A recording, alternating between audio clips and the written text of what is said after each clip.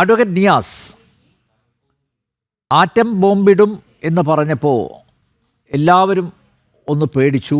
പക്ഷേ ഇപ്പോൾ ഇതിന് ഒരേറ് പടക്കത്തിൻ്റെ സ്റ്റാൻഡേർഡ് പോലും ഇല്ല എന്നാണ് BJP വൃത്തങ്ങളിലടക്കം പറയുന്നത്. ഓപ്പറേഷൻ മഹാദേവപുര എന്ന പേരിൽ അന്വേഷണ സംഘത്തിൽ 30 അംഗങ്ങൾ, 6 മാസത്തോളം നീണ്ട പരിശോധന, അതിലെ കണ്ടെത്തലുകളാണല്ലോ ഇന്നലെ വാർത്താസമ്മേളനത്തിൽ അവതരിപ്പിച്ചത്. ഇരട്ട വോട്ടർമാരുടെയും വ്യാജ മേൽവിലാസക്കാരുടെയും ഒരേ വിലാസത്തിൽ പല പേര് ഉള്ളവരുടെയും വ്യക്തമായ ഫോട്ടോ ഇല്ലാത്തവരുടെയും വ്യാജ കന്നി വോട്ടർമാരുടെയും കണക്ക് താങ്കളുടെ നേതാവ് നിരത്തി. ബംഗളൂരു സെൻട്രൽ ലോക്സഭാ മണ്ഡലത്തിൽ വിജയപ്രതീക്ഷയുണ്ടായിരുന്നു കോൺഗ്രസിന്. പക്ഷേ 32,707 വോട്ടുകളുടെ ഭൂരിപക്ഷത്തിൽ BJP സ്ഥാനാർത്ഥി ജയിച്ചു. മഹാദേവപുര നിയമസഭാ മണ്ഡലത്തിൽ മാത്രം BJP സ്ഥാനാർത്ഥിക്ക് 1,14,046 വോട്ടിൻ്റെ ലീഡ് കിട്ടിയതാണ് കോൺഗ്രസിനെ അന്വേഷണത്തിന് പ്രേരിപ്പിച്ചത്. നോക്കൂ, കർണാടകം ഭരിക്കുന്നത് കോൺഗ്രസ് ആണ്. ഓരോ ബൂത്തിലും പാർട്ടിക്ക് ഏജൻറ്റുമാരുണ്ട്. അവർക്കൊന്നും ഇല്ലാത്ത പരാതി രാഹുലിന് എങ്ങനെ ഉണ്ടായി? നിങ്ങളുടെ പാർട്ടി മെഷീനറി കർണാടകത്തിൽ പരാജയമായിരുന്നെന്ന് സ്വയം തുറന്ന് സമ്മതിക്കുന്നത് പോലെ ആയില്ലേ ഇത്?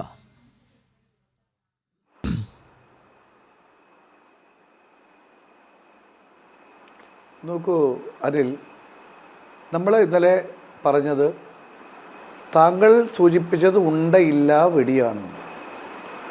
അത് താങ്കളുടെ മാധ്യമത്തിലിരുന്ന് താങ്കൾക്ക് അങ്ങനെയല്ലേ പറയാൻ കഴിയൂ? ജനാധിപത്യത്തെ വിശ്വസിക്കുന്ന ജനാധിപത്യം ഇന്ത്യയിൽ ആണോ അല്ലയോ എന്നുള്ളത് നിങ്ങളാണ് പറയേണ്ടത്. ഉണ്ടയില്ല വെടി എന്ന് പറഞ്ഞ ക്വസ്റ്റ്യൻ മാർക്ക് ഉണ്ട് കേട്ടോ. ഉണ്ടയില്ല വെടി എന്ന് നമ്മളങ്ങ് സ്ഥാപിച്ചിട്ടില്ല.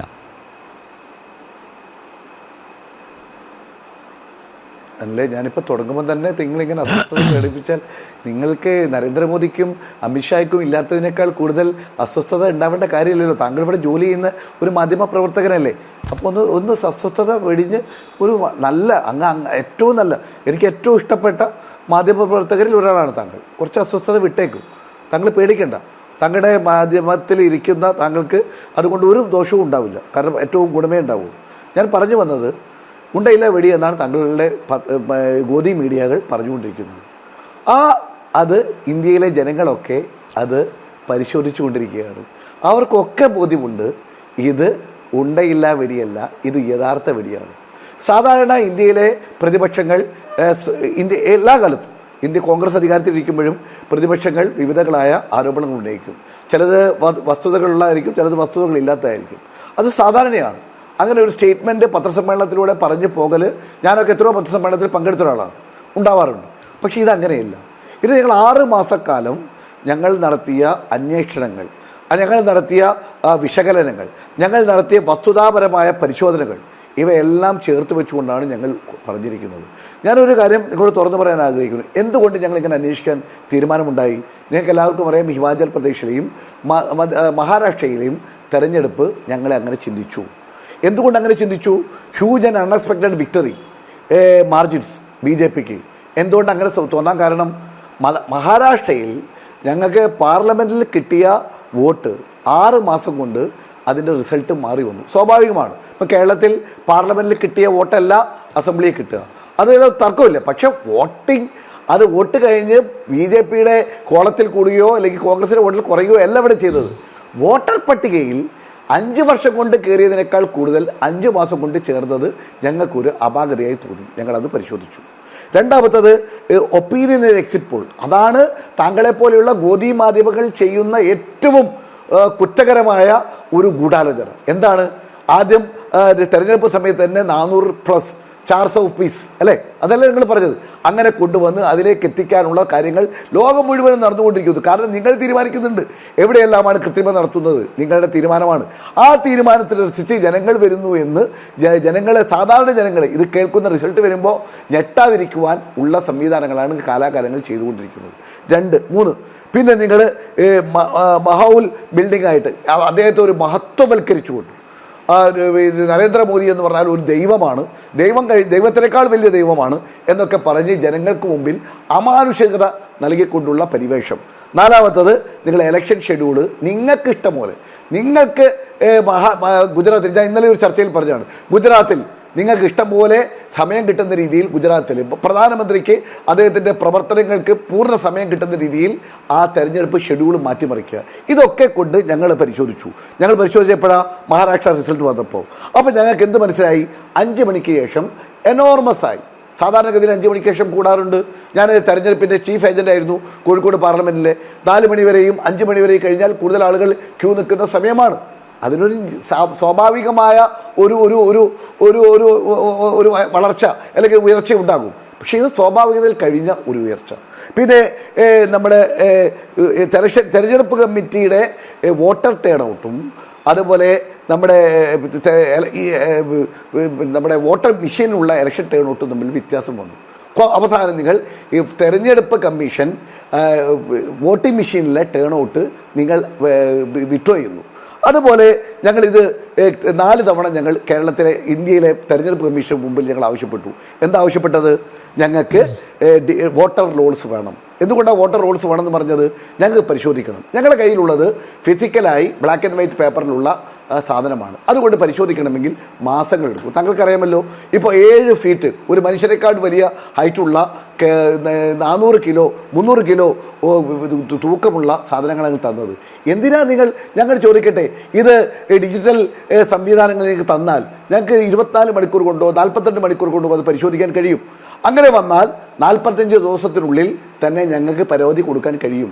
30 ദിവസം കൊണ്ടാണ്. നിങ്ങൾക്ക് എല്ലാവർക്കും അറിയാം, തെരഞ്ഞെടുപ്പ് പെരുമാറ്റച്ചട്ടത്തിലും തെരഞ്ഞെടുപ്പ് നിയമങ്ങളിലും 30 ദിവസം കൊണ്ട്, ഞാനൊരു സ്ഥാനാർത്ഥിയെ മത്സരിച്ച ആളാണ്, 30 ദിവസം കൊണ്ട് നമുക്ക് തെരഞ്ഞെടുപ്പ് പരാതി ഉണ്ടെങ്കിൽ കോടതിയിൽ കൊടുക്കേണ്ട ദിവസമാണ്. ആ 30 ദിവസം കൊണ്ട് ചെയ്യണമെങ്കിൽ 30 ദിവസം കൊണ്ട് നിങ്ങൾ ഡിജിറ്റൽ വോട്ടർ സംവിധാനം തന്നിരുന്നെങ്കിൽ ഞങ്ങൾക്ക് പഠിച്ച് കൊടുക്കാമായിരുന്നു. നിങ്ങൾ തന്നില്ല. 4 തവണകൾ ആവശ്യപ്പെട്ടിട്ടും നിങ്ങൾ തന്നില്ല. അവസാനം നിങ്ങൾ തന്നത് എന്താ? നിങ്ങൾ തന്നു. അത് സാധാരണഗതിയിൽ നമുക്ക് സ്കാൻ ചെയ്ത് എടുക്കാൻ കഴിയുന്ന സാധനം. ആ സ്കാൻ ചെയ്യാത്തതാക്കാൻ വേണ്ടി നിങ്ങൾ സമയമെടുത്ത് സ്കാൻ ചെയ്യാത്ത എന്തിനാണ് ഇങ്ങനെ സുതാര്യമല്ലാതെ നിങ്ങൾ ഒളിപ്പിക്കാൻ ശ്രമിക്കുന്നു? 2. പിന്നെ നിങ്ങൾ എന്താ ചെയ്തത്? ഇതിൽ ഏറ്റവും പ്രധാനപ്പെട്ട എവിഡൻസ്, ഞങ്ങളിപ്പോൾ 11,000 ഈ നമ്മൾ ഡബിൾ വോട്ട് ചെയ്തത് 11,965 ഒരേ വോട്ട് ഞങ്ങൾ സമൂഹ മാധ്യമങ്ങളിലൂടെ ഞങ്ങൾ വിട്ടു. 11,965 വോട്ട്, ഒരേ പേര്, ഒരേ വയസ്സ്, ഒരേ അയാളെ അഡ്രസ്സ് മാറുന്നു, അല്ലെങ്കിൽ അദ്ദേഹത്തിൻ്റെ പിന്നെ വേറെ എന്തെങ്കിലും ഒരു ചെറിയ മാറ്റം ഉണ്ടാകുന്നു. ഒന്ന് ക്യാപിറ്റൽ ലെറ്ററിലിടുന്നു, ഒന്ന് സ്മോൾ ലെറ്ററിലിടുന്നു. അങ്ങനെ ചെറിയ ചെറിയ വ്യത്യാസങ്ങൾ ഫോട്ടോയിലൊക്കെ കാണിച്ച് 11,965 പേര് ജയിച്ച സ്ഥലങ്ങളിൽ മാത്രമാണോ നിങ്ങൾ പരിശോധന നടത്തിയത്? കോൺഗ്രസ് ജയിച്ച സംസ്ഥാനങ്ങളിൽ ഇങ്ങനെ ഒരു പരിശോധന നടത്തിയിട്ടുണ്ടോ? അവിടെ കുഴപ്പമൊന്നുമില്ലേ? ഞാനത് താങ്കൾക്ക് ഞാൻ വിട്ടുതരികയാണ്. താങ്കൾക്ക് ഇന്ത്യ രാജ്യത്തെ പ്രധാനമന്ത്രിയുമായും അതുപോലെ ആഭ്യന്തരമന്ത്രിയുമായും നേരിട്ട് ബന്ധമുള്ള ഒരാളാണ്.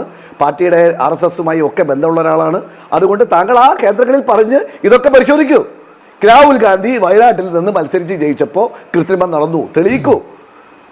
നമ്മുടെ പ്രിയങ്ക ഗാന്ധി മത്സരിച്ചത് തെറ്റായ വോട്ടർ പട്ടികയെ വെച്ചാണ്, നിങ്ങൾ തെളിയിക്കൂ. KC വേണുഗോപാൽ ആലപ്പുഴയിൽ ജയിച്ചത് തെറ്റായ കാര്യങ്ങളാണ്, താങ്കൾക്ക് തെളിയിക്കാമല്ലോ. ഞങ്ങൾ ചെയ്ത പോലെ തന്നെ ചെയ്യേണ്ട കാര്യമില്ലല്ലോ. നിങ്ങളുടെ എല്ലാ രേഖയും പരാജയത്തെ കുറിച്ചാണല്ലോ താങ്കൾ സംസാരിക്കുന്നത്. അവിടെയാണല്ലോ അന്വേഷണം നടത്തിയത്. 6 മാസം എടുത്തു അന്വേഷണം പൂർത്തിയാക്കാൻ. അതിന്റെ ഇന്ത്യൻ പാർലമെന്റില് അല്ല താങ്കൾ തെറ്റായി പറയാണ്.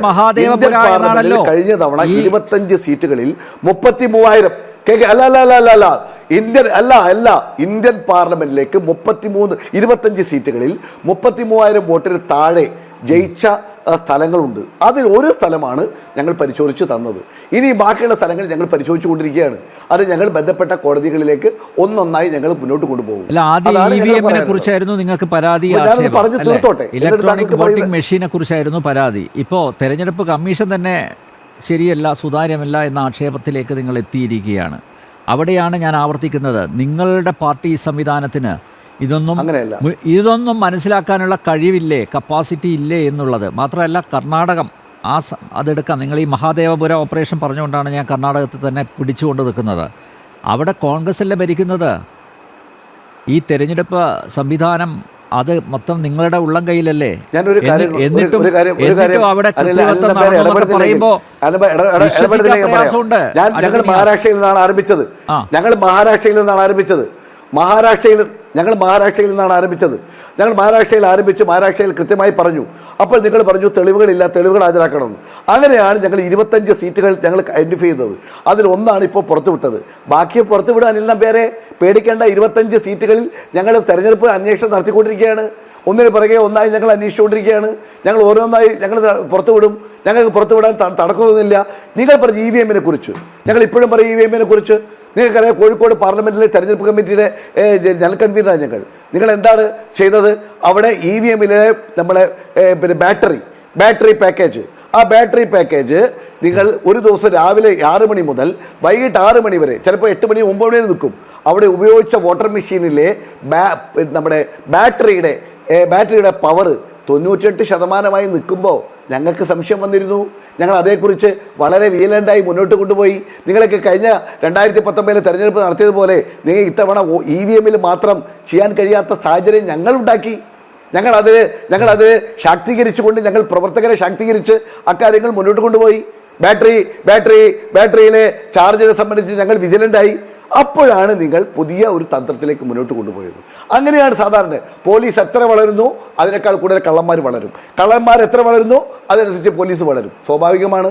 നിങ്ങൾ വളരുന്ന കള്ളത്തരം കാണിക്കുന്ന നിങ്ങൾ വളരുന്നതനുസരിച്ച് ഞങ്ങൾ വളർന്നുകൊണ്ടിരിക്കുകയാണ്. ഒന്നാമത് EVM പിടിച്ചു. രണ്ടാമത് വോട്ടർ പട്ടികയിലെ ടേൺ ഔട്ടിൽ ഉണ്ടാകുന്ന വ്യത്യാസങ്ങൾ പിടിച്ചു. മൂന്നാമത് നിങ്ങൾ ഡ്യൂപ്ലിക്കേറ്റ് വോട്ടും ഫാബ്രിക്കേറ്റഡ് വോട്ടും പിടിച്ചു. അങ്ങനെ ഞങ്ങൾ പിടിച്ചുകൊണ്ടിരിക്കുകയാണ്. അത് ഞങ്ങൾ പിടിച്ചുകൊണ്ടേയിരിക്കും.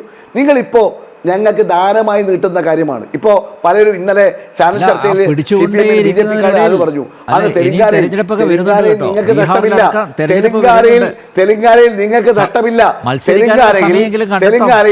തെലങ്കാനയിൽ നിങ്ങൾക്ക് നഷ്ടമില്ല. അന്വേഷിച്ച് പോകുന്നതിനിടയിൽ തെരഞ്ഞെടുപ്പ് വരുന്നുണ്ട്. BJP സർക്കാർ വരാൻ സാധ്യതയില്ലാത്ത കേരളത്തിൽ മത്സരിക്കാനുള്ള സമയമെങ്കിലും കണ്ടെത്തണം. ഞങ്ങൾ റെഡിയാണ്. ഞങ്ങൾ നിങ്ങളുടെ മൂട് പടം നിങ്ങളെ കളങ്കം ചെയ്തുകൊണ്ട്, കള്ളത്തരം ചെയ്തുകൊണ്ട്, വോട്ട് മോഷ്ടിച്ചുകൊണ്ട് 25 സീറ്റുകളിൽ നിങ്ങൾ നടത്തിയിരുന്ന കള്ളത്തരം കൊണ്ടാണ് എന്ന് ഞങ്ങൾ ജനങ്ങൾക്ക് മുമ്പായി എസ്റ്റാബ്ലിഷ് ചെയ്യാണ്. നിങ്ങൾ കള്ളന്മാരാണ്. നിങ്ങളുടെ മുഖം മൂടി അണിഞ്ഞ ഏറ്റവും വലിയ കൊള്ളക്കാരാണ് നിങ്ങൾ. വോട്ട് കൊള്ള നടത്തുന്നവരാണ് എന്ന് നിങ്ങൾ തെളിയിച്ചിരിക്കുകയാണ്. ഞങ്ങളിവിടെ ഒരു കാര്യം കൂടി അനിൽ നമ്പരെ പറയാം. 11,965 വോട്ടുകൾ ഏതെല്ലാമാണ് എന്ന് ഞങ്ങൾ അവിടെ നിന്നുള്ള വോട്ടുകൾ മാത്രം, ഞങ്ങൾ പറഞ്ഞ വോട്ടുകൾ, അവരുടെ പേര്, ക്രമ നമ്പർ, അവരുടെ പോളിംഗ് ബൂത്തിൻ്റെ നമ്പർ, അവരുടെ എല്ലാ കാര്യങ്ങളും ഞങ്ങൾ സോഷ്യൽ മീഡിയയിൽ വെച്ചല്ലോ. ഞങ്ങൾ തെളിവുകൾ കൊടുക്കുകയാണല്ലോ. അവിടെ അതേപോലെ തന്നെ ഒരു വീട്ടിൽ 78-80 ആളുകളാണ്. അങ്ങനെയുള്ള 10,452. ആ കർണാടകത്തിൽ നിങ്ങൾ ഒരു വീട്ടിൽ 2 മുറിയുള്ള വീടുകളിൽ, 1 മുറിയുള്ള വീടുകളിൽ, 3 മുറിയുള്ള വീടുകളിൽ അവിടെ 78 പേരും 80 പേരും ജീവിക്കാൻ അസാമാന്യമായ കഴിവാണല്ലോ BJPക്കുള്ളത്. എങ്ങനെയാണ് 78 പേര് ഒരു മുറിയിൽ എത്ര ലെയർ ഉണ്ടാക്കിയാൽ കിടക്കാൻ കഴിയുമോ? അത് നിങ്ങൾ പറയണം.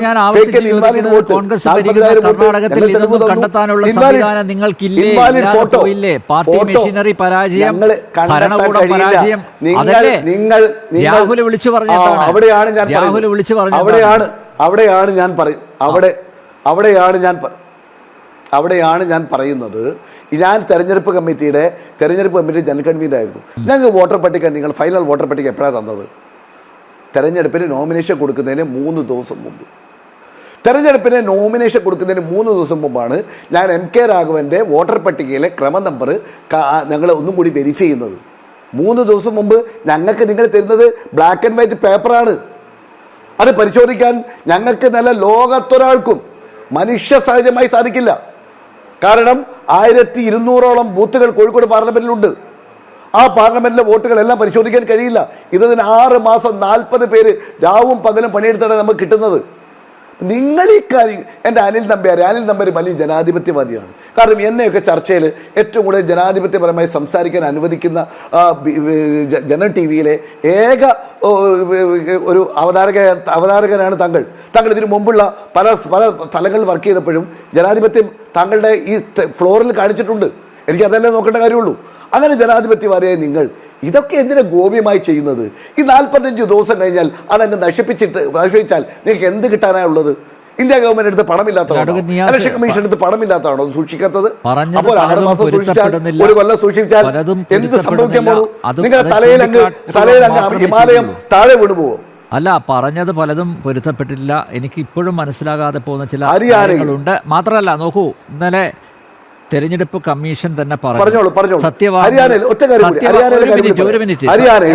8 സീറ്റുകളിൽ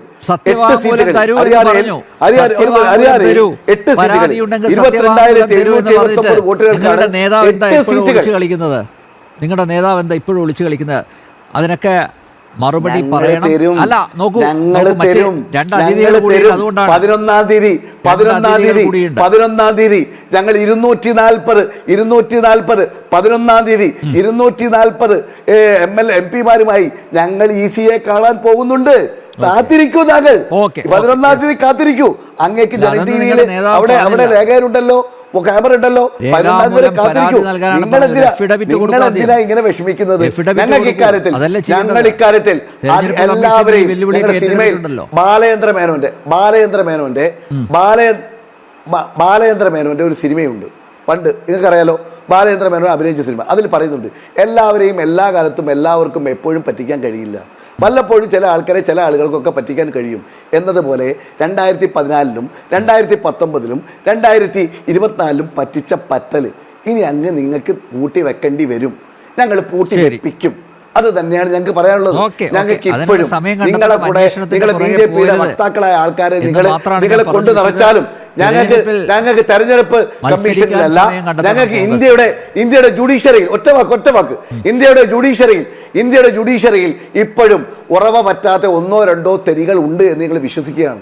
അതുകൊണ്ട് തന്നെ അത്തരത്തിലുള്ള നിഷ്പക്ഷരായ ന്യായത്തിന് വേണ്ടി നിൽക്കുന്ന ആളുകളെ വിശ്വസിച്ചുകൊണ്ട് ഞങ്ങൾ പോവുകയാണ്. ഇന്ത്യയിലെ ജനങ്ങളെയാണ് ഞങ്ങൾക്ക് വിശ്വാസം. അതുകൊണ്ട് ഈ കൊള്ളക്കാരായ വോട്ട് കൊള്ളക്കാരായ ഈ BJP-ക്കെതിരെ ജനങ്ങളെ അണിനിരത്തലാണ് ഞങ്ങൾ ഉദ്ദേശിക്കുന്നത്.